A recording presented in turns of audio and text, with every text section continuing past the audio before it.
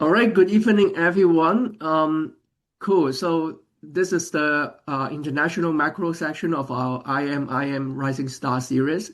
So it's a platform, hopefully, to get together people to know about some of the job market paperwork. So our first presentation is going to be from Pedro from MIT, talking about central bank reputation. The second paper is going to be Carlos from Minnesota, that is going to talk about some endogenous trade network. And the third presentation will be Alfredo, talking about central banks and whether they follow the Fed. The last presentation, Giovanni, I think he's likely to miss today's meeting because of some traffic. But we will see. But now we are going to stick to the schedule. We are going to be having 30 minutes presentation for each presenter.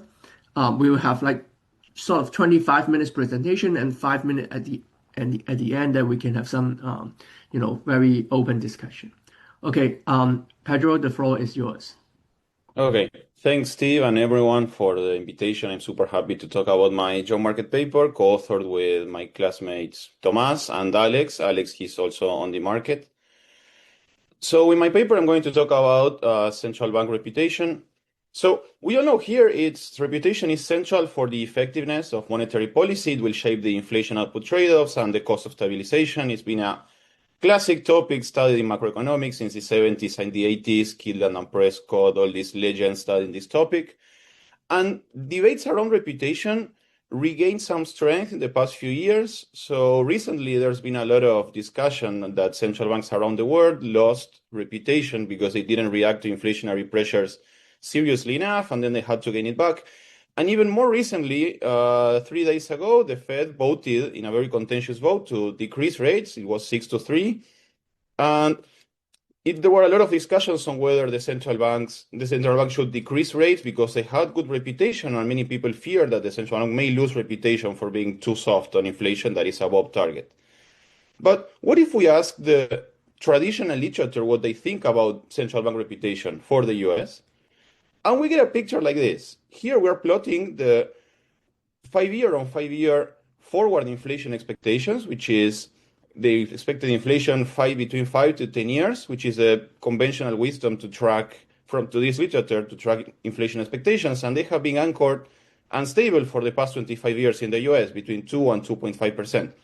Yet all these debates revolve around reputation moving, but this didn't move. And the key insight is that this literature is about reputation about the long run, whereas most of these debates concentrate along the short run, along how the Fed is going to react to shocks. And that's the gap I will try to fill in my job market paper. I will study the reputation about how the central bank will react to shocks in real time. I will provide a framework to study this question. I will derive the optimal policy implications. Then I will show you how we can take the model to the data and measure reputation in the real time. And finally, I will study how to implement it in practice. So let me move on to the framework on how I study this question. So there will be a central bank with a dual mandate, that is to stabilize inflation and the output gap. And the long-run inflation target, which is what this traditional literature is about, is common knowledge and is fixed for simplicity at 0. So everyone knows it. What the private sector doesn't know is a central bank's relative weight placed on inflation stability. So when there's a shock that places a trade-off between output gap stabilization or inflation stabilization, how much is a central bank going to prioritize economic recovery or price stability? And moreover, the private sector doesn't know this, and they learn from it from the central bank's actions. So after observing the central bank's policy rate, they update their beliefs, which I will show you will be crucial in determining how cost-push shocks pass through on short-run inflation expectations. So a central bank with a good reputation, that I will define later today, will be able to stabilize inflationary shocks at a lower cost in terms of output gap. Now, from the private sector block, there is a very standard new Keynesian economy with sticky prices, so we can summarize it into an Euler equation that trades off current and future output gap as a function of deviation from the natural real rate, and a new Keynesian Phillips curve that trades off inflation and the output gap And short-run inflation expectations will pass through on current inflation because agents are forward-looking. Now, the private sector has full knowledge of the economy, except for the central bank's relative weight given to inflation stability that I will refer to as lambda. And it can be anything. So there's a continuum of types from 0 to infinity. A central bank with a lambda 0 will be a central bank who doesn't care at all about inflation stabilization, and a central bank with lambda infinity is a central bank who only cares about inflation stabilization. So the private sector observes the interest rate and they update their beliefs. And in order to avoid full revelation from the central bank's actions about its preferences, I introduce a implementation noise that you can think about it as a pure monetary policy shock. Then when the private sector observes the policy rate, they don't know how much it was because of the central bank's preferences or because of this shock. And furthermore, I assume for tractability that the private sector has misspecified beliefs. That is, in this case, they believe the central bank is not following the optimal policy that I will describe later, but instead is myopic in the sense that they think the central bank is just maximizing period by period under discretion without internalizing that the central bank is following the optimal policy. But conditional on that, they are perfectly rational. So they update their beliefs according to this mental model and they form expectations. This assumption is not crucial, and my theoretical results will not depend on it, but it will mean a lot of tractability in two ways, two dimensions. The first one is that in this model with a continuum of types, it will allow me to summarize the whole distribution of beliefs into one sufficient statistic that I will call reputation, and I will define it next. And second, it will allow me to take the model to the data and measure this reputation for the US economy. So, what is this statistic reputation? So I will define reputation in my model as the inverse of the pass-through of a shock on inflation expectations. So a central bank perceived to be super hawkish, a central bank perceived to be super tough on inflation, the pass-through of a shock on inflation expectations will be very low, so reputation will be very high. And a central bank perceived to be super lenient on inflation, the private sector will expect a very high pass-through of a shock on inflation expectations, and reputation will be very low. So this statistic reputation is a sufficient statistic that I will show you. We can characterize all the optimal policy, summarize all the distribution of beliefs into this statistic and condition the optimal policy into this statistic that I will call reputation. Sorry, can you remind me what epsilon is again? Epsilon is a cost push shock. So we have an inflationary shock, and then reputation is the inverse of the expected pass-through of that shock on inflation expectations. I see. Okay. Yeah. Thank you. So this statistic will summarize the whole distribution of beliefs, and the private sector has a value fixed at T. They observe the policy rate, and then they update their beliefs, which will determine reputation on the following period. So what is the problem the central bank is following? So how does this affect the expectations formation of the private sector? And this is how this reputation statistic affects the formation of inflation expectations in my model. So reputation has two effects on inflation expectations. A direct effect, that is this blue RT to the -1, that is that a central bank perceived to be super committed to inflation stability will have a lower pass-through of shocks onto inflation expectations because the private sector thinks the central bank is going to stabilize whatever happens in the future. And second, that a central bank perceives, which is what we call the indirect effect in red, it represents that a central bank perceived to be super tough on inflation. In this situation, the private sector will discount future shocks more heavily. And the logic is the same. A central bank perceived to be super tough on inflation, the private sector is very confident that shocks in the future will be stabilized. So it is as if reputation was reducing the persistence of the shock. So ideally, a central bank, absent any considerations of the zero lower bound, would like to have perfect reputation, so a value of R of infinity, because that would mean shocks would not pass through on inflation expectations and the cost of stabilization would be much lower. However, this will be costly because the central bank needs to signal the private sector that it's super committed to inflation stability. And that's the key trade-off that will determine my results for the optimal policy design. So first, let me show you what's the central bank's problem. So the central bank will minimize their quadratic loss subject to the new Keynesian-Phillips curve, because in my model, the divine coincidence holds, and I will talk about it later. How the private sector forms expectations, which again is that the central bank with a better reputation will have a lower pass-through of cost-push shocks on inflation expectations. And finally, that the private sector is learning from the central bank's preferences. So reputation, so I also have to include the law of motion for the central bank's reputation. Now, of course, since the private sector is doing Bayesian learning, this means in the long run, the beliefs will converge to something, unless I introduce a device to avoid this convergence, which is why here I only want to focus on the policy function. That is, a central bank, given any beliefs today, what are they going to do? For a numeric, when I simulate this economy, that I'm in an extension where I simulate this economy to see how well it fits the data, I need to add some stationarity, and for that you can think that this lambda parameter of the central banking is changing over time, and that will avoid the beliefs to collapsing to a mass point. Now, what are the two main theoretical insights I derive from this model? The first one is what the central bank would do relative to this myopic central bank. That is a central bank that's not internalizing that the private sector is learning from its actions. And to understand it, I think it's useful to consider this very simple micro 101 plot. So here I plot the different choices the central bank could implement of output gap and inflation in response to a positive cost-push shock. So when there's a positive cost-push shock, the central bank will trade off some inflation and some recession, which is why here you see like negative values for the output gap. And on the left panel, you see the trade-off today, and on the right panel, you see the trade-off on the following period.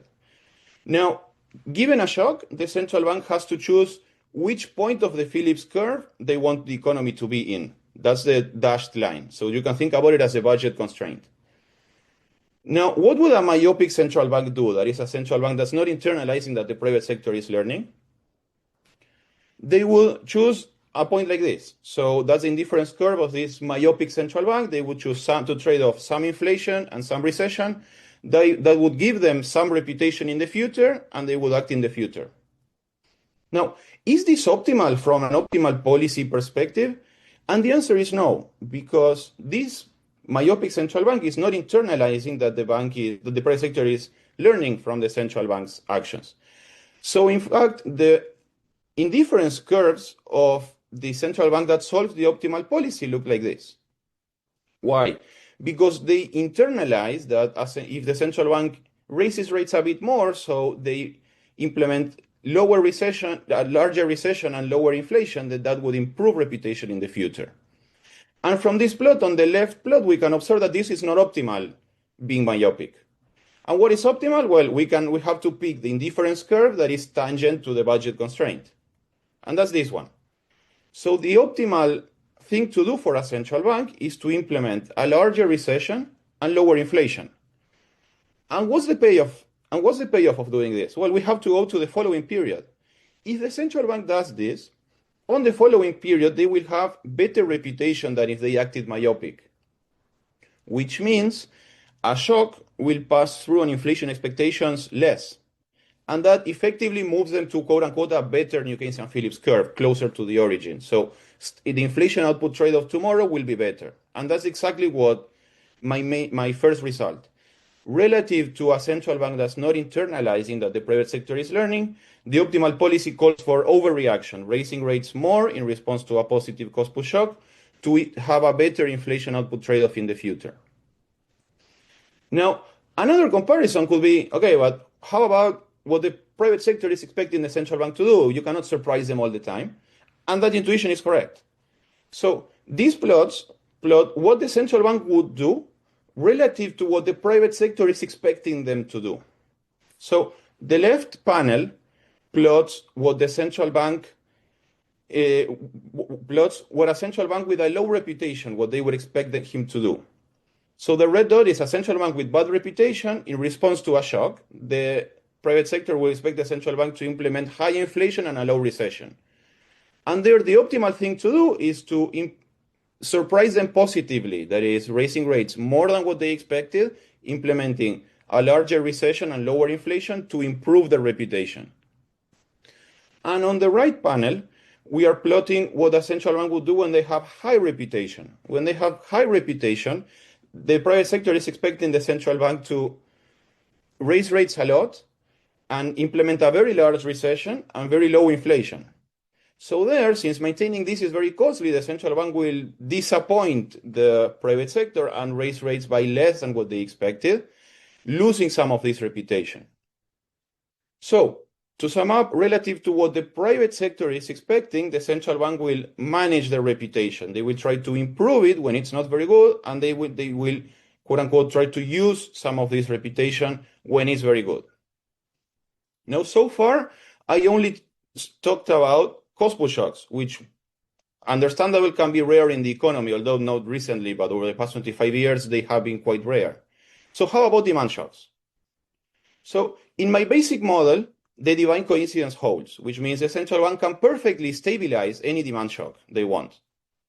Now, if I extend my model to a situation in which the central bank does not fully stabilize demand shocks because they have some preference for gradualism, which can be microfounded as having a triple mandate over inflation stabilization, output gap stabilization, and interest rate volatility, or we can also have a triple mandate on the interest rate changes.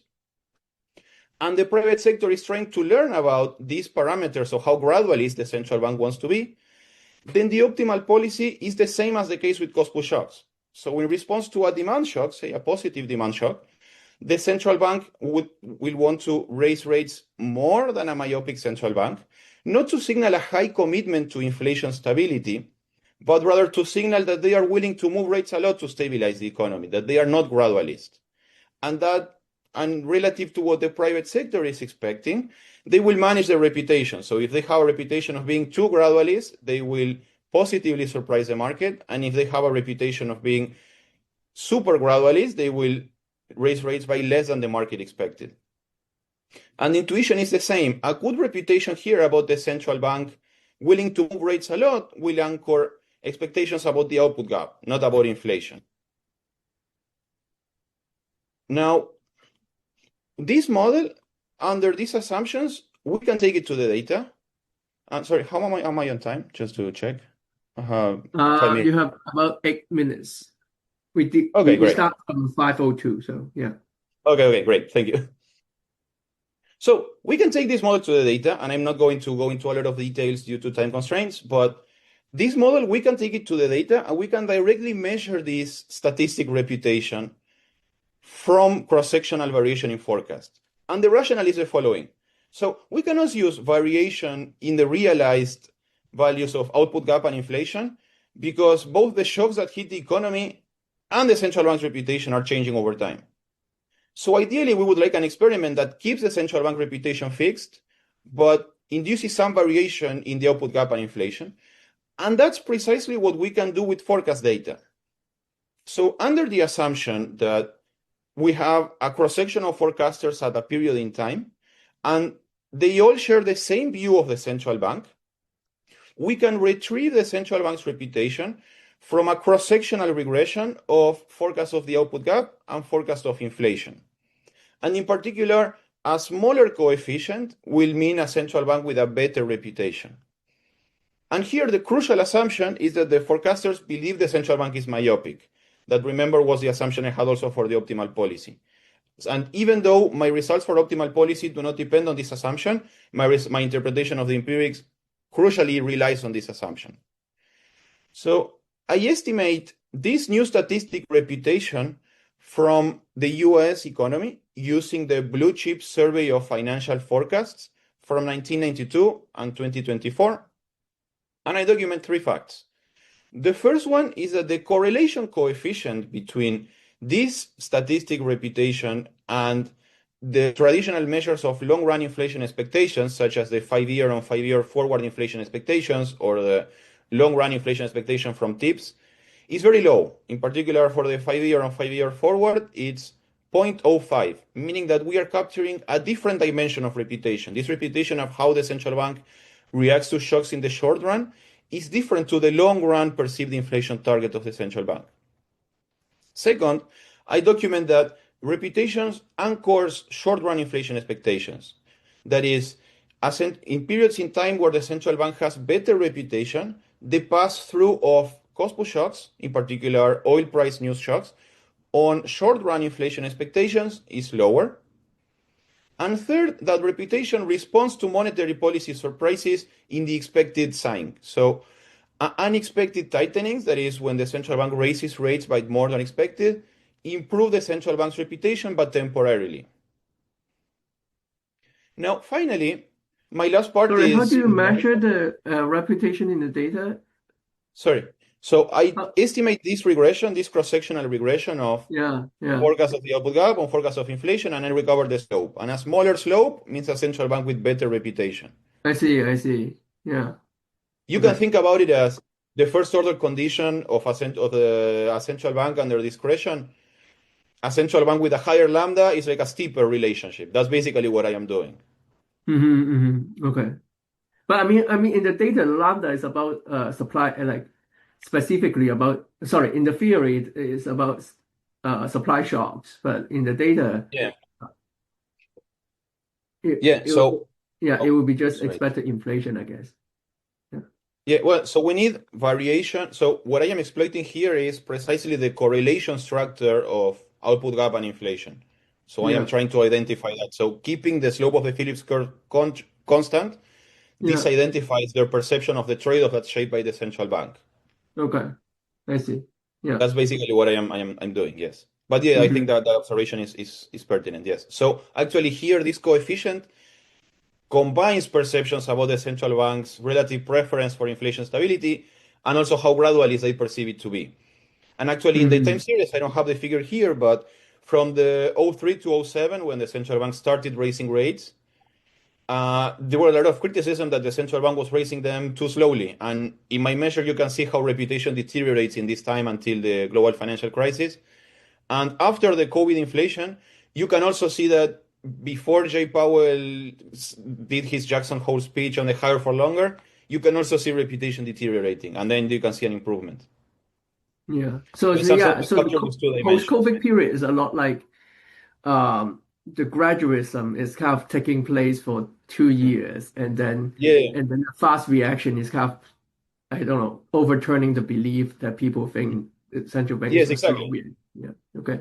That's exactly what I try to capture here, which I acknowledge this exercise is not perfect. I'm just trying to take it to the data a little bit.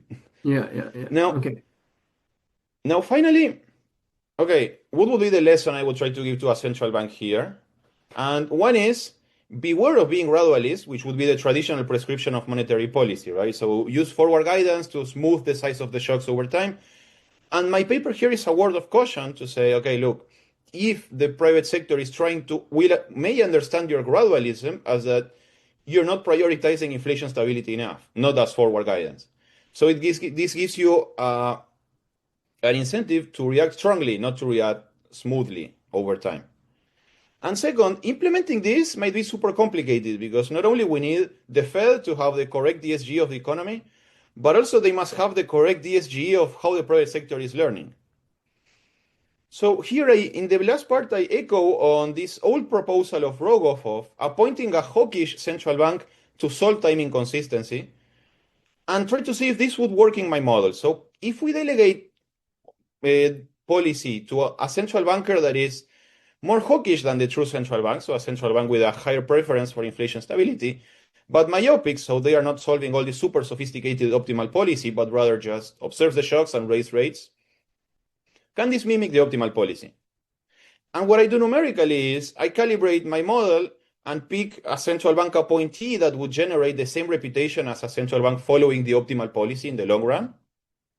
And what I find is that across many calibrations, this delegation closely approximates the optimal policy in terms of welfare. And welfare here measured as the central bank's dual mandate. So I simulate the economy for many periods, and I calculate welfare of a central bank following the optimal policy and a central bank delegating policy to this conservative myopic delegate. And I find that these two are very similar across many calibrations, which means this traditional solution turns out it also works for this new dimension of reputation. So to conclude, this traditional literature on reputation was super valuable. It shaped how we conduct monetary policy today. It shaped central bank independence, appointing central bankers for very long periods of time, not being subject to political pressures. But it turns out this literature was about the long-run inflation expectations, and even though it is necessary to carry a good monetary policy, it is far from sufficient.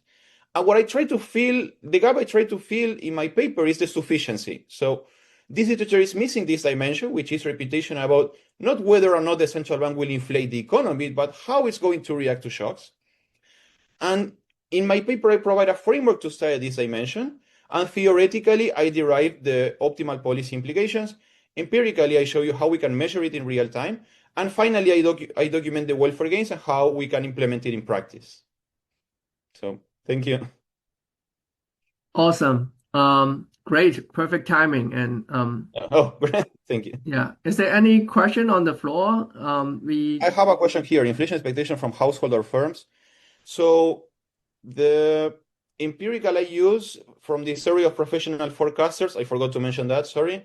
It's industry, financial sector, and some academics. I haven't looked at household expectations from the long run. In the future, I plan to see the Michigan survey and if I can see anything there. But in my model, it's the same. Households and firms have the same information. In the model, they are the same thing, right? Yeah. Yeah, it's like what we say EP, like private sector. Yeah, the difference is expectation of public and private, I guess. Yeah. Okay. Any other questions?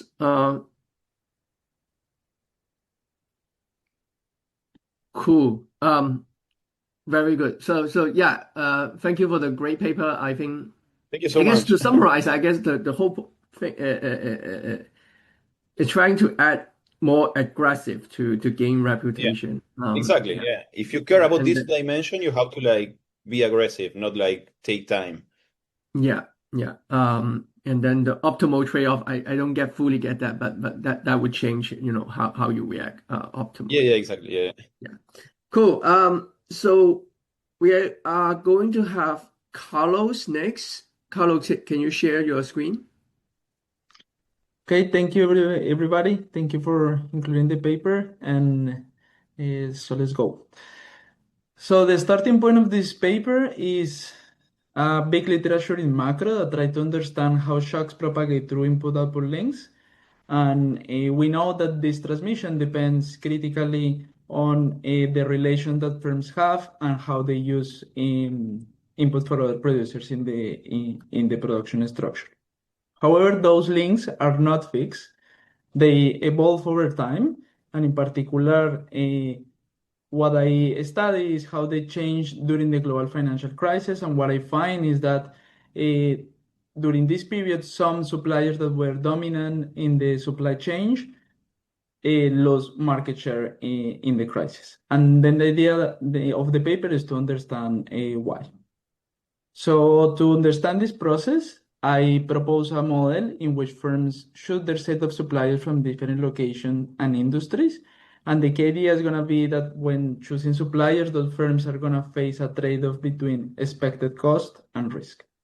So just to be specific, the questions that I'm going to try to solve in this paper is how do a production network reorganize when there are changes in global risk, and what are the implications for GDP and welfare? So what I'm gonna do to attack this question first is gonna extend a model proposed by Kopitov and co-authors in Econometrica 2024. And the extensions that I do is first I take their model to a multi-country setting with heterogeneous trade cost.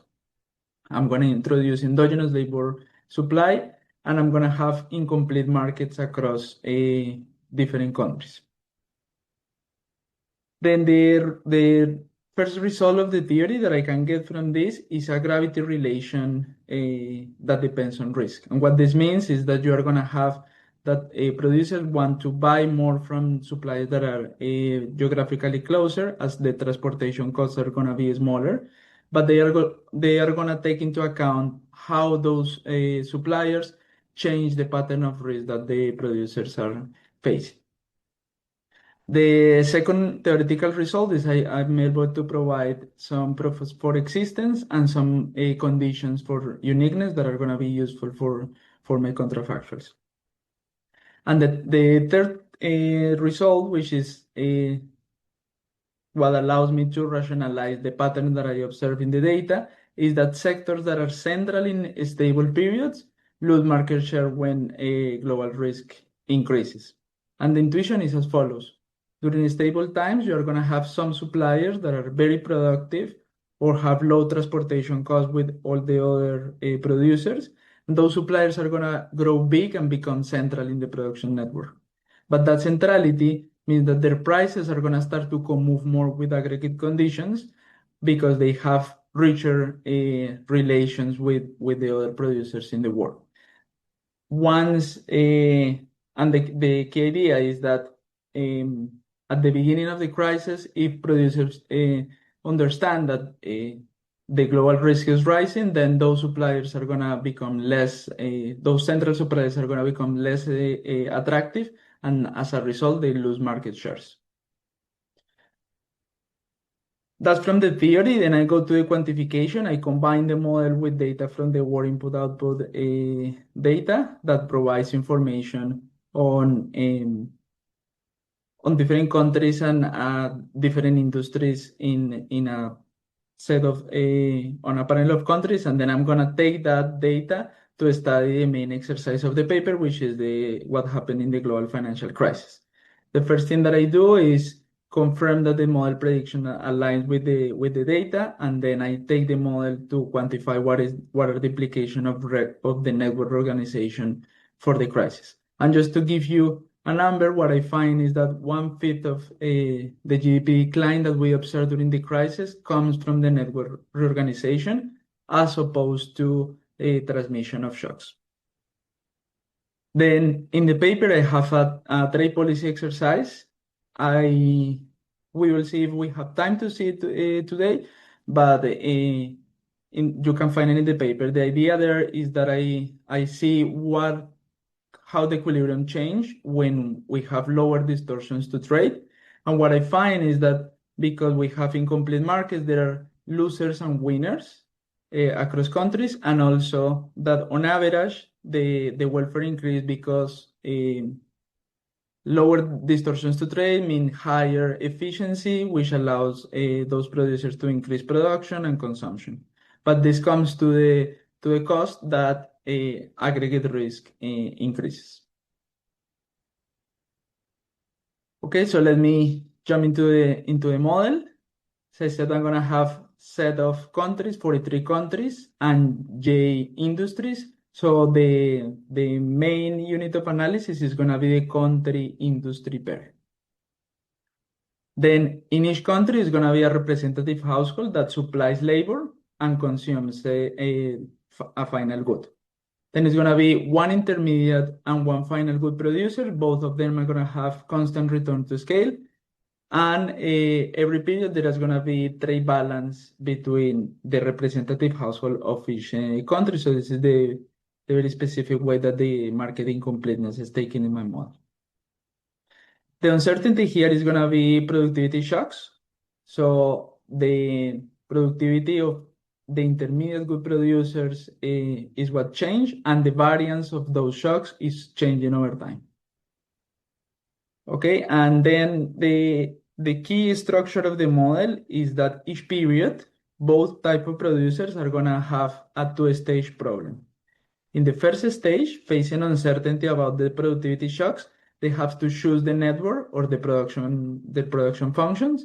And then after shocks are realized, they adjust quantities after they observe prices. Sorry, Carlos. Yeah. Sorry, I have a question, a clarifying question. So you mentioned aggregate risk. An incomplete Yes. market. But here you say you have idiosyncratic shocks and then trade balance. So can you clarify more where the aggregate risk is? Because in trade balance, I think it's even stronger than in complete markets, right? It's not only you cannot trade risk-free bonds, but you cannot even trade at all. And how much of that is important to your results? I mean, maybe you can clarify later, but Yeah, no, you're right. That's what I'm saying, that the marketing complaint that I have here is a very specific one in which there are no bonds. That's the first thing. The second thing, I don't have idiosyncratic shocks. All of them are gonna be aggregate shocks in the sense that they generate risk. So it's like you have one shock that is for the industry country pair. That shock is not insurable. I will be more specific on this, but I also have some country level shocks, some industry level shocks, and a global shock that affect all sectors at the same time. Okay, so let me start by the household. This is gonna be the welfare of the household.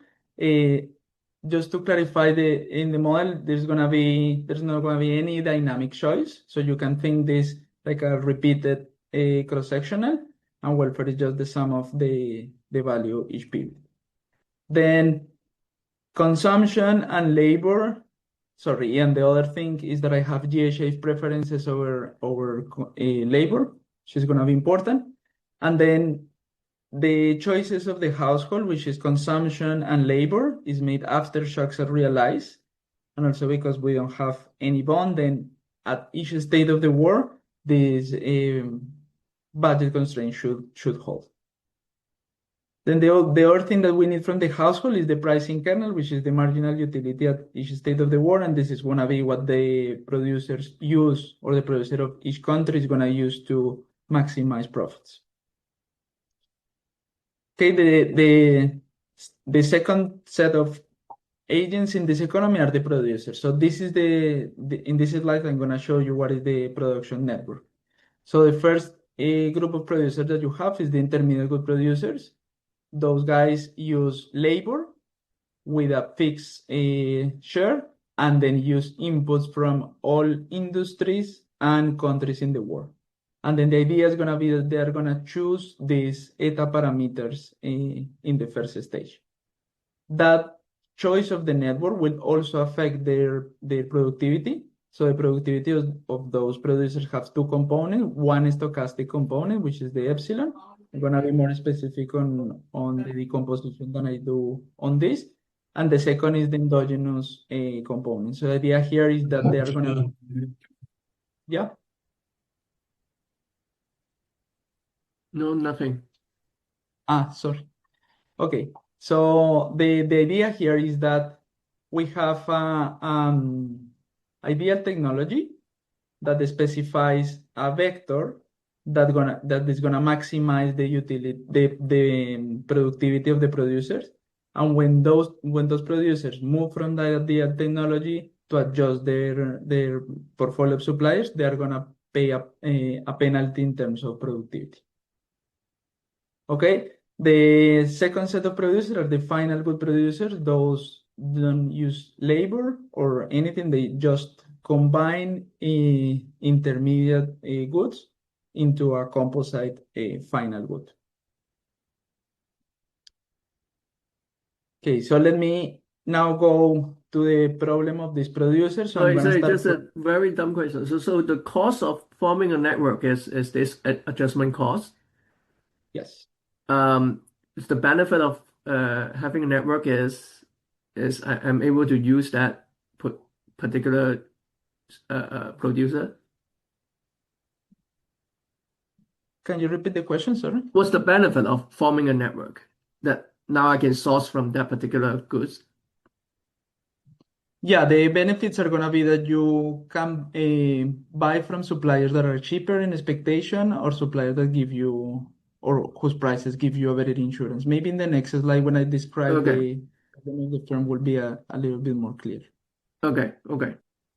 So this is gonna be, I'm gonna start for the problem of the final good producers. So we solve that problem backwards. So this is gonna be the second stage. In the second stage, think that they already shows their alpha coefficient, which is the network.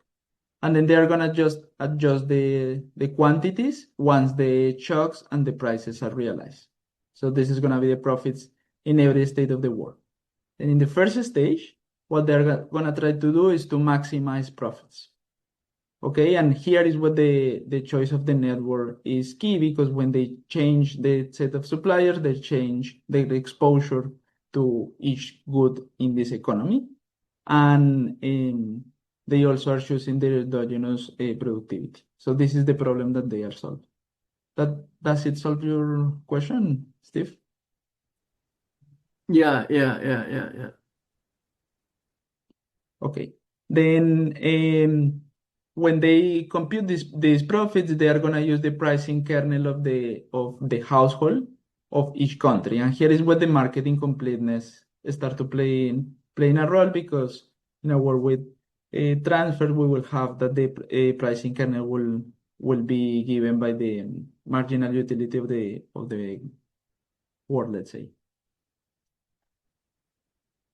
The last thing that I have to give you is the transportation cost. So I assume that the price that as a producer pay for each good is the price of that good at the factory gate where it was produced times a transportation cost that is allowed to be heterogeneous across different suppliers and different producers. Okay, then the problem of the intermediate good producers is very similar, but the difference is that the cost function of the intermediate good producers will have the wages of each country, because those producers are using labor, and also that we have the stochastic productivity of these producers moving around. So here is when I'm gonna give you the details about that productivity shock.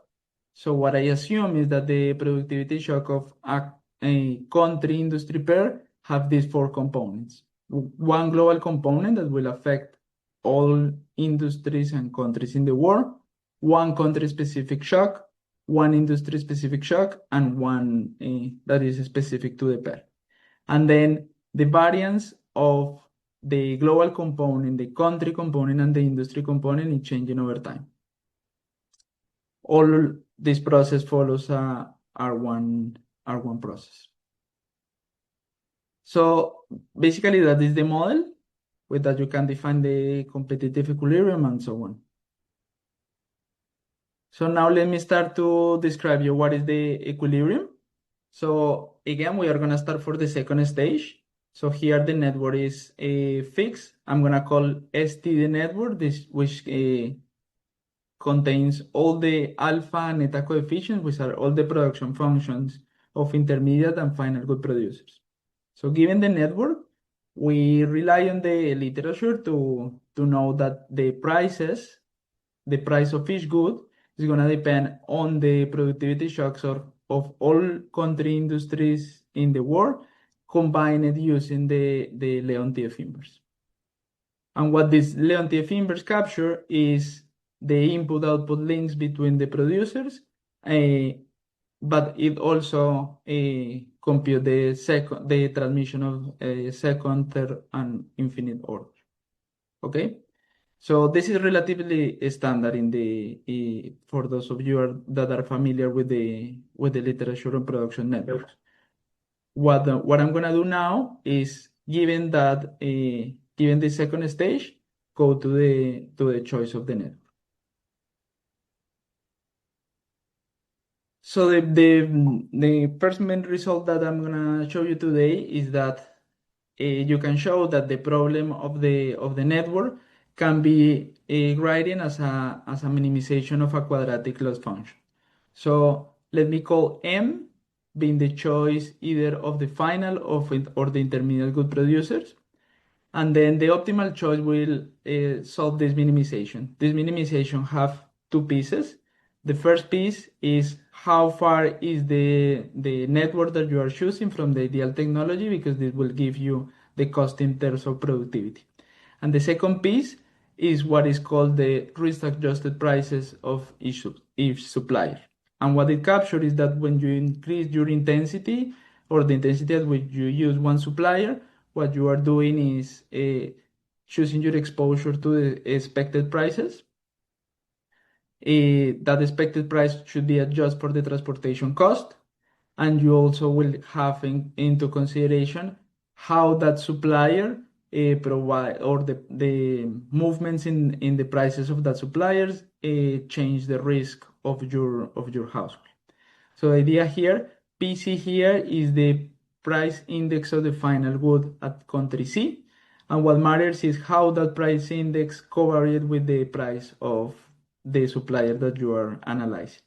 The idea here is that if you have one supplier whose price is negatively correlated with the price index of your household, then you are gonna increase your intensity on that supplier because that will allow you to smooth consumption. So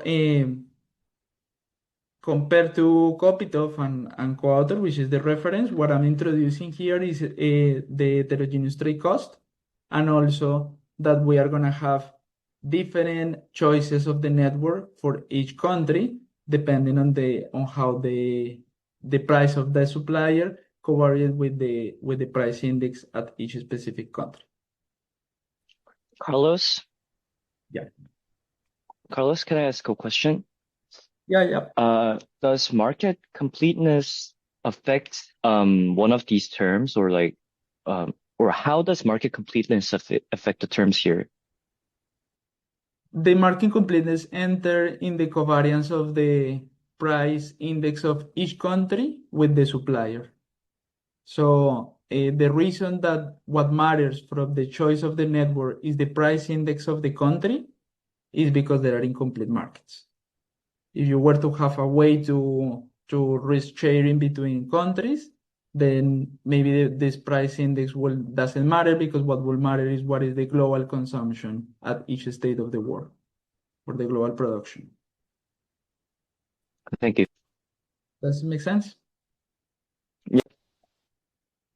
Okay. So now let me give you a brief summary of the results, the theoretical results that I have in the paper, and then I'm gonna show you the quantitative results. So up to here, what I show you is the optimality conditions that map the choice of the network to expectation of prices and trade cost. Then in the paper, I give you a theoretical derivation of the mechanism that show you how changes in the variance of the global factor map into the network, and I show you the centrality result that I described in the introduction. Then, as I said before, I give you proof of existence and condition for uniqueness. I give you some characterization of value added as a function of the network and shocks, and then I give you some mechanism of how those or some description of how TFP shocks propagate through the network, changing GDP and so on. Carlos, Then sorry, I have a question.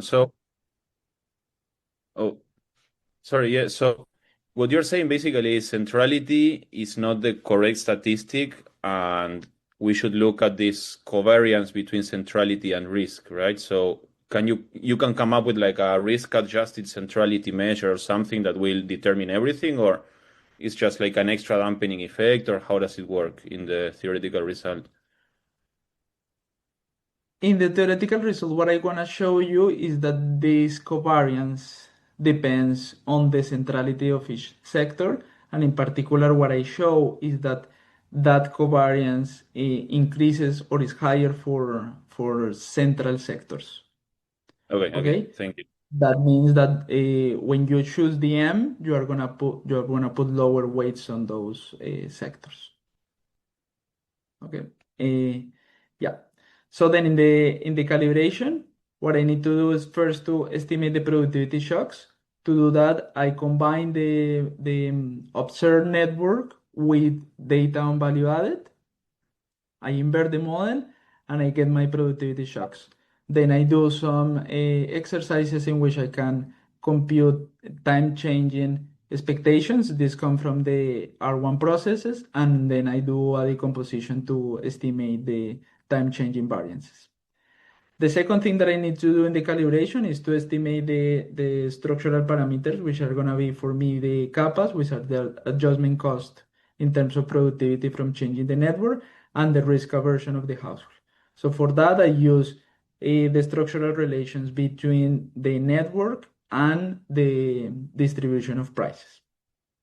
For all of this, you can find details in the paper.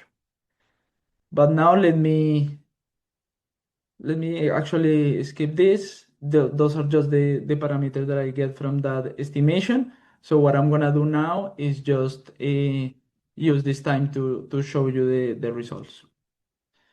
So the first result that I have is how does the crisis look in my model?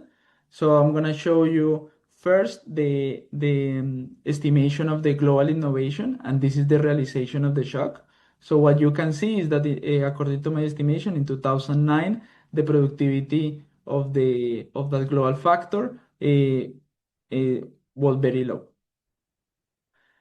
The second thing that I estimate is the variance of that global factor, and what I find is that it spikes. So my interpretation of the crisis is gonna be that this was 1 year in which the global factor was low, and on the risk or the variance of that shock spike. When I take that shock to the model, I can compute those expenditure shares, which are gonna give me what is the network, and I can tell you what happened in the crisis. And what you see both in the model and in the data is that sectors that were central in the production network before the crisis lose market share in 2009. Now, let me conclude. Additional results on the paper in terms of quantification. I have growth decomposition, and I have the effect or some policy exercises in when I check what is the effect of lower trade cost on variance and GDP. So I invite you to go and see those details. The conclusion, the main findings, aggregate shocks reshape the global production networks through these risk-adjusted supply choices. Central sectors lose market shares when uncertainty rises, and then trade liberalization increases volatility, despite it leads to efficiency gains. Okay, so let me close here and take some questions. Great. Any question from the floor?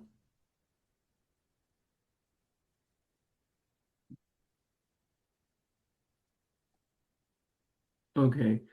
If not, can I just ask a clarifying question on, so when the crisis happened, then what happened? So I know everyone's output goes down, but is that like everyone become like the marginal utility is higher and therefore the price of risk increase, or it also changes the covariance structure and like the quantity of risk is changing, and how does it work in your model? In the model. Let me see. I have sorry. Let me see if I have here the equations, because as we have some time, I think I can go over that. No, sorry, I miss those. Yeah, just want to learn through again, like how does like a global shock happen and change people's consideration? The key thing is that this covariance, when you compute the Yes. covariance between prices, will depend on the Leontief inverse square plus the variance of the shocks, right? Mm-hmm. Because the price depend on this Leontief inverse. Yeah. Okay. So when you have one change in the global shock, that's Yeah. not gonna affect everybody in the same fashion, but it Mm-hmm. will.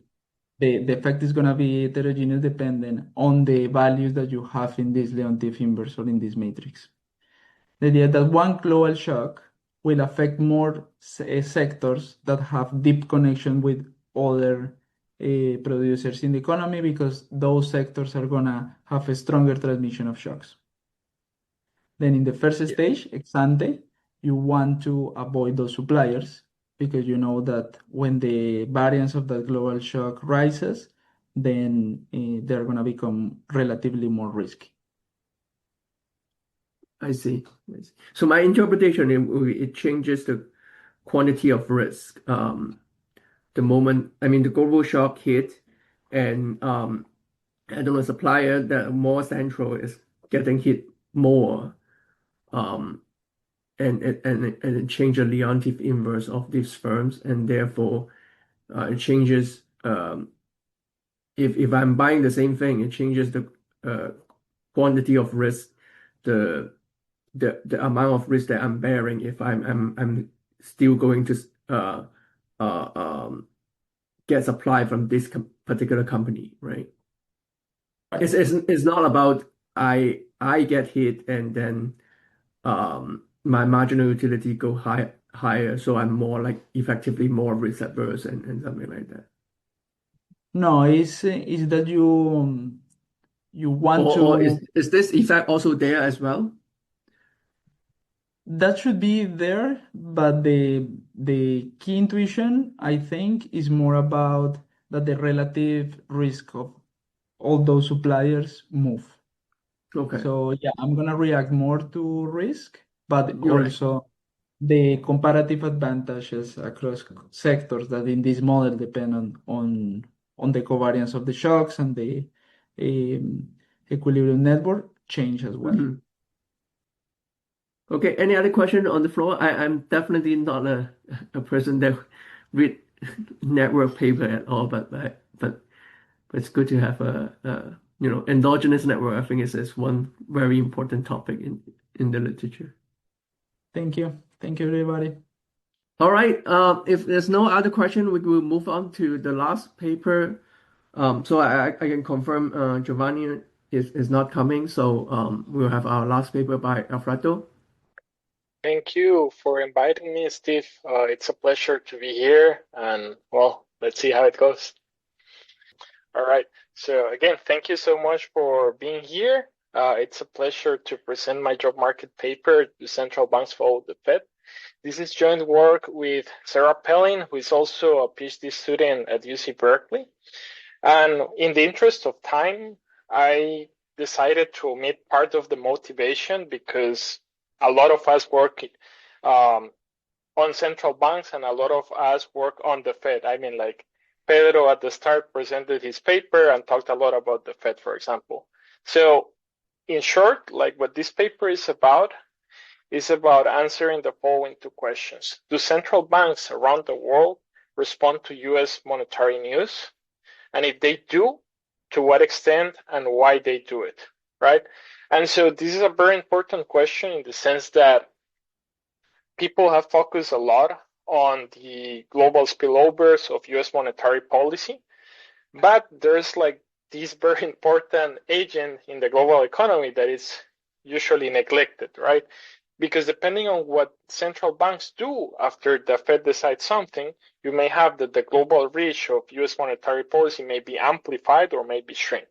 So in that regards, there is a lot of work to do. And this paper does a little bit on that. So how we do this, it's basically by following 4 steps. The first one is to construct a new data set on monetary policy meetings. And this is important in the sense that before this paper, there was no database recording the exact date of monetary policy decisions by a lot of central banks. So, of course, we knew when the Fed decided, when the ECB decided something. But in this new data set, like we have over 60 countries. We use this data set to present some new evidence on what's going on and how central banks react to the information that the Fed is providing after they announce their decision. And so what we find is that it is emerging market central banks, the ones that react after the Fed does something. But in the case of advanced economies, they don't react immediately. Okay, and then there is this question about like, well, why is it that emerging market central banks decide to act immediately after the Fed does something, right? Whereas advanced do not. And for this, we use data on expectations, and we show evidence that what's going on is that in emerging economies, U.S. monetary shock is effectively perceived as an inflationary shock, and at the same time that it slows down economic activity. So we interpret this as some sort of cost push shock. And we show evidence of which are the channels through which this could be working. And in the last step of the paper, what we do is that we present a model that rationalizes these empirical patterns that we document. So that's the paper in a nutshell. There are some extra results that I'm not showing, but for today, that's the plan. Let's skip the literature. In terms of the data, I already mentioned this. This is a new tool. We hope that other people start using it for other purposes, but our data set basically has 9,511 decisions on monetary policy. We have 59 economies. And importantly, the observations that we have do not correspond to hard pegs. There may be like countries which tend to have like a not so flexible regime, but still it varies the nominal exchange rate. And all these countries, all these observations come from periods in which these countries had an inflation targeting regime. Okay, that's the sample. And importantly, we know the exact day when they make decisions. So for example, the Central Bank of England, if you just look at their website and say, oh, they announced like on Thursday their decisions. No, we went into the minutes and we identified the exact dates when they made the decisions. And I'm saying the Bank of England because that's one perfect example. They only post their announcements on Thursdays, but it is often the case that they make decisions on Mondays or Tuesdays. All right, and we complement these data with other macroeconomic information. This is a short picture of the countries that are covered. As you can see, a lot of the emerging market world is covered by our sample. And I'll quickly say this from the summary statistics. One of the things that we find is that both emerging and advanced economies, they meet on average a similar number of times, which is 9, so 9 times per year. And if you remember what the Fed does, the Fed every year in November or December announces the calendar for next year, and there will be 8 meetings. But we know that there are also unscheduled meetings because, like global crises happen or so.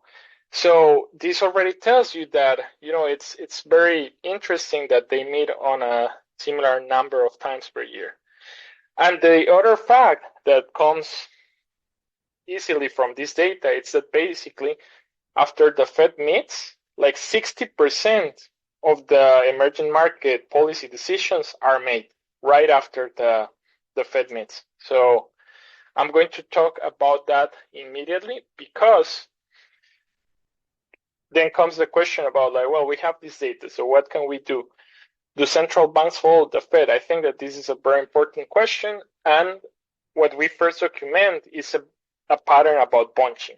And this is related to what I was just telling you about. So imagine that you take a policy meeting, right? And you say Mexico, November 7th, they had a policy meeting. And you ask, which is the Fed meeting that is the closest? The one on October 28th or the one on December 12th, right? Clearly, it's the one in October 7th. So we code that as it happened within this frame of time. And basically what I'm telling you is that most of the meetings of central banks are being bunched after the Fed announces their decision, right? So this already tells you that central banks are looking at what the Fed is doing in terms of scheduling, right? I'm not saying anything about how they react to the information, but for them, this is very important. And this finding holds even if you just look at advanced economies, they still look at what the Fed is doing, and it is still important for them to know when the Fed meets to make their decision. And that's a first fact, and this shows over... Sorry? No, go ahead. I think, yeah, Oh, go ahead. okay. All right. And then moving on to a more quantitative dimension, let me show you a very simple correlation. So here in the x-axis, what I have is the announcement that the Fed makes. Let's say the Fed decides to ease their policy by 25 basis points. So you see that on average, all the other central banks also ease, right? And if the Fed decides to tighten, all the other central banks tend to tighten as well. So this shows a positive correlation. Of course, this could be driven by some sort of global factor or something like that, and we want to isolate the effect that is coming from US monetary policy alone. So how we do that is that we follow this strategy, and here is where our data shines, because we want to look at the FOMC announcement that happens at, say, tau, and then we say, well, let's look at the policy announcement of the Central Bank of Paraguay, right, in the first meeting after the Fed announced something. This could be 5 days after or 8 days after. It's just the first meeting. And so what we do is that we analyze what is the effect of this US policy decision on what these other central banks are doing. And this beta over here, if we estimate it with OLS, we get the same thing as we got with this figure. But we want to make a causal assessment. We want to understand whether this is not a spurious correlation. And to do so, we basically instrument the policy decision of the Fed using a high-frequency monetary shock. For that, fortunately, a lot of people have worked on how to build them, so the instrument is ready to be used. And importantly, we can add a vector of controls where we can add lags on the dependent and the treatment variable. And we do our estimation procedure. And in short, these are the results. As you can see, if you pull the coefficient using all countries, you get a statistically positive coefficient. But you know that my sample is mostly emerging economies. So when we separate emerging and advanced, these are the coefficients that we get. This means that on average, if the Fed increases 100 basis points, the Fed funds rate, the average emerging market will increase by 50 basis points their own policy rate. Whereas in the case of advanced economies, they don't react, or at least statistically, it has no statistical significance. And so this is the first quantitative result. One thing, like if you are not familiar with this literature, which I don't expect you to be, this may sound surprising, or because this may sound a little bit obvious, but in the literature before, no one got a positive statistical coefficient. And let me explain you why with the following slide. When we aggregate the data monthly frequency, this becomes sort of the IMF International Financial Statistics on policy rates. And so when you aggregate the data, what is happening is that you lose a lot of statistical power. And so here I'm running the same regression with the monthly aggregated data. And as you can see, the coefficients shrink, so there is attenuation bias, and the statistical significance is lost. And what is the reason that is driving this difference? Well, let's continue with the example that I mentioned before about Mexico. The Fed met this year in October 28th, right? It's very unlikely that a lot of central banks meet in the 3 days after. So it's very likely, though, that a lot of central banks meet on, say, the first 7 or 10 days of November, right? And so if you look at aggregated data, you will tend to say, well, the Fed is doing something in October, but other central banks are not doing anything.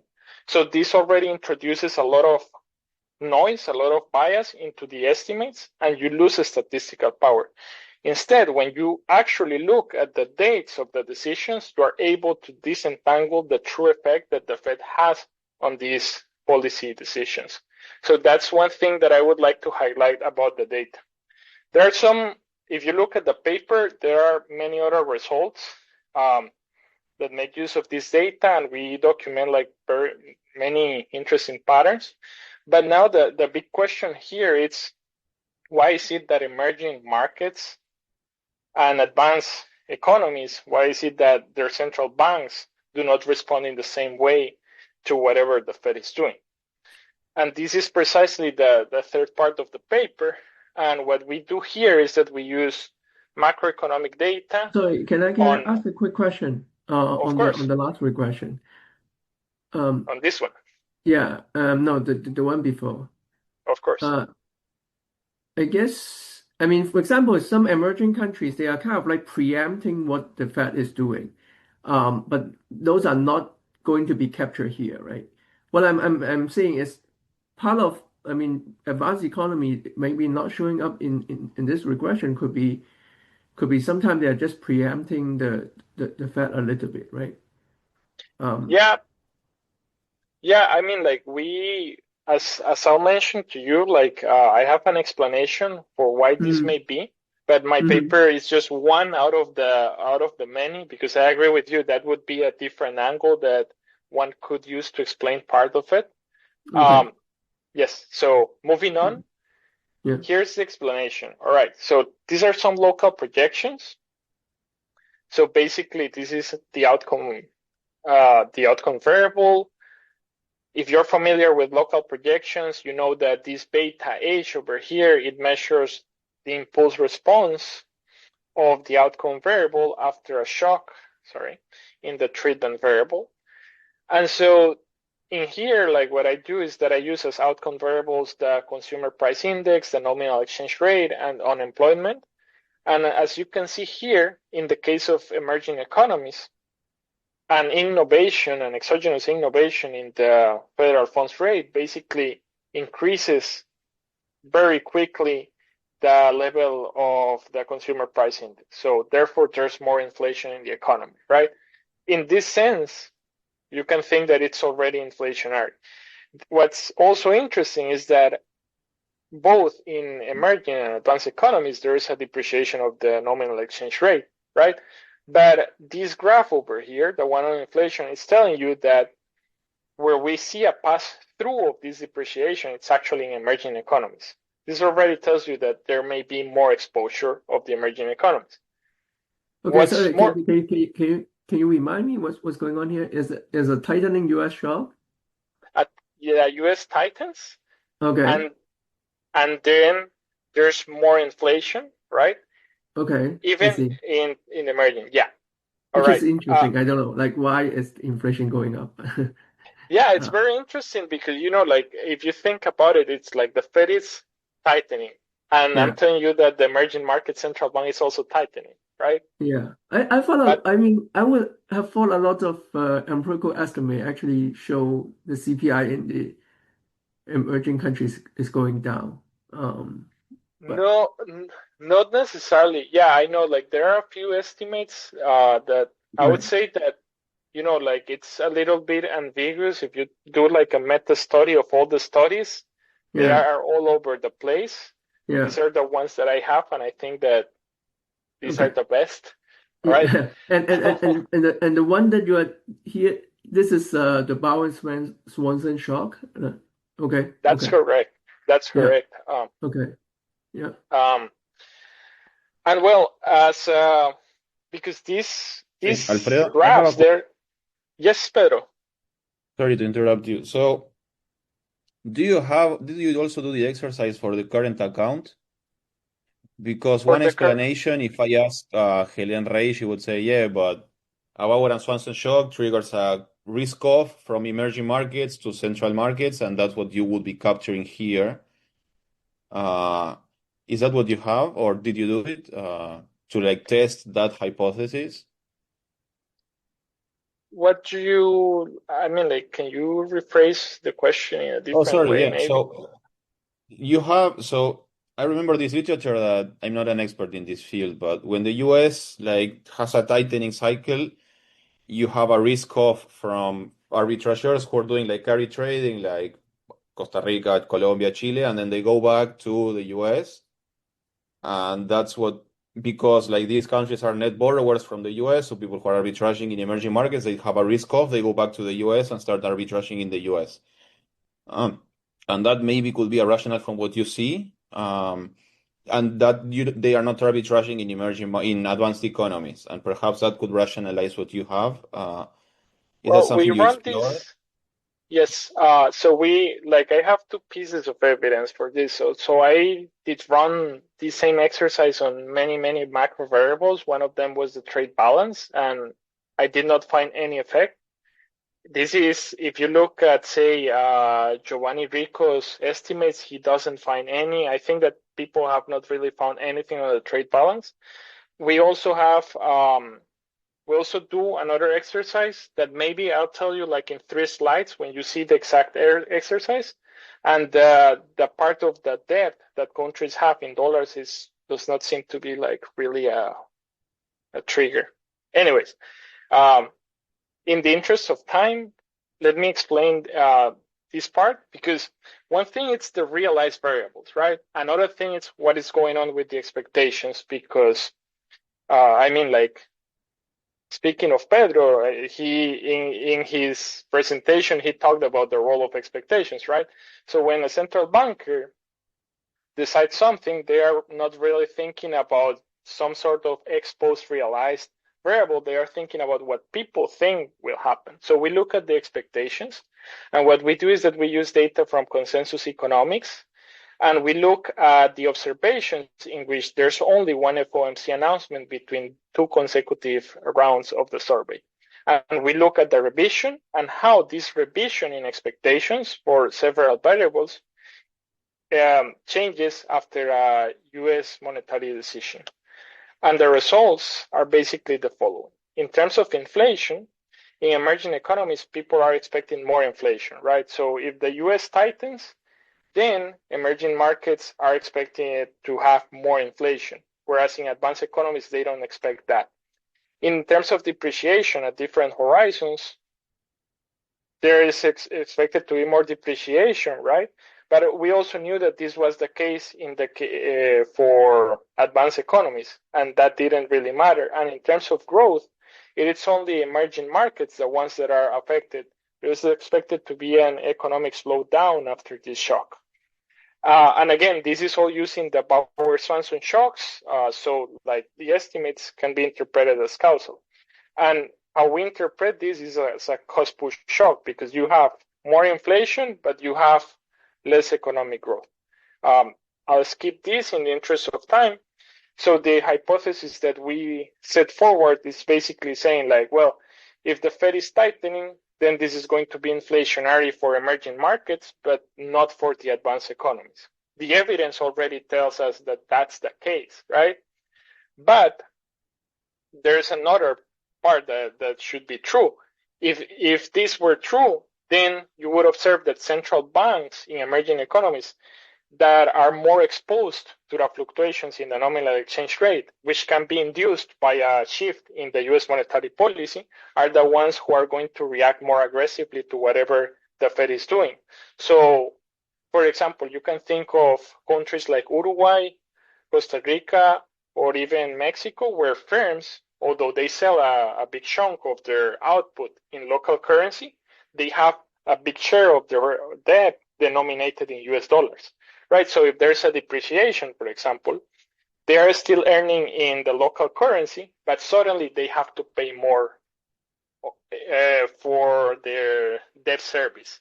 And at the same time, they are still importing from abroad, right? So their marginal costs are increasing both through the financial channel and through the imports channel. And so what we do is that we run the following regression to find evidence in favor of this hypothesis. So we take the decision again of the central bank, and we interact a measure of exposure of the marginal costs of firms with the decision of the Fed. And again, we include a set of controls with lags and all that. And these are the results. We have 3 measures of exposure. This is by the way, this should be share of dollarization. And so, as you can see, if the more or the higher the share of debt that is denominated in dollars in an economy, the more aggressive a central bank will be in terms of how they react to whatever the Fed is doing. The same goes if a country is importing a lot from the US relative to total imports, they will be more aggressive. Like the central bank will be more aggressive. So this idea that the reason why central banks decide to follow the Fed in emerging markets has to do with the structure of their economies, right? You don't see a lot of dollar debt in advanced economies. It's less than 10%, the fraction. And you don't see, and in terms of imports from the US, it's much lower in advanced economies than it is in emerging. And so under these results, how we interpret them is that these channels may be very important for why the banks decide to follow the Fed. So as a last step, we propose a model. And I know that I'm running a little bit out of time, so I'll try to do this quickly. Basically, we propose a model that it's an open economy model that has 3 blocks, the US at the center. We have an emerging economy and we have an advanced economy. I forgot to mention something, but that was related to Pedro's question, but I'll do it at the end. The United States exports in dollars. That's the reality. That's how it works. Emerging economy exports in dollars, no matter where. That's based in data. But importantly, we're going to assume that the advanced economy is going to be exporting in their local currency. And this fits better like the data on currency invoicing. And this follows like a very recent literature where Gita Gopinath with Pierre Olivier Gorinchas and so have been leaders. Also Silvana Tenreiro has some work on this and so. And we're going to have like a standard household that has consumption with tradables and non-tradables. We use a lot of CES nesting, typical Calvo pricing, and a final good producer and so. But let me skip to the part that is important. We are going to assume that firms, to finance their payroll and intermediate inputs, they will have to go to ask to the bank for money ahead because they pay ahead of time, right? And then with their profits, they repay their debt. And the idea is that a fraction kappa is denominated in dollars, and a fraction 1 minus kappa is denominated in local currency. Okay, so we introduce dollar debt into our model. And just to quickly show you, well, what happens, assume for a minute that the central bank follows a standard Taylor rule. That is, there is some inertia. They focus on a target, which we normalize to 0, and they also care about the output gap. Let's skip the calibration. And this graph, this one's key. So basically, if there's a 100 basis point shock in the policy rate of the US, you can see that the emerging economy will react. This is close to 40 basis points under simulations. And then the advanced economy is not reacting as much. And the reason why this is happening is because inflation is going up much more in the emerging economy than it is in the advanced economy. And that's because there are extra sources of, there's the dollar debt part, and there's also the part that the emerging economy depends a lot on the dollar imports that affects the marginal cost and drives inflation up by much more in the emerging economy than in the advanced economy. There are also some effects which we discussed about output or so, but importantly here, if you look at the marginal costs, if you notice, like the advanced economy is not really affected after the shock. It's positive, but it's so small that you cannot see it because the emerging economy has an effect in its marginal cost that it's orders of magnitude higher. Right, so I'll skip this just to wrap up and to take some questions. So basically what we show in the paper is that the US monetary policy shapes the policy decisions of other central banks, but importantly, it is emerging market central banks, the ones that react immediately. And related to what Steve asked, like this may be because they are trying to be preemptive, right? This may also be because of reputation, like there's more research to be done on this. And the way that we think about what these central bankers are doing is, instead of just saying it's fear of floating, right? It's more that there's a rationality behind what they are doing, right? Because if they have firms that are very exposed to the fluctuations in the dollar, this may be affected, and this may trigger a lot of negative consequences for the whole economy. So from their perspective, this seems optimal. And we contributed with this model. And by the way, in the current version of the paper, you cannot see this, but we already have derived some quantitative exercises on welfare.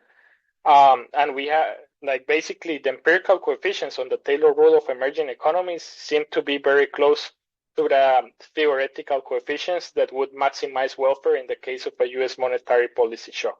So probably next month you will see an updated version if you're interested in this topic. So thank you.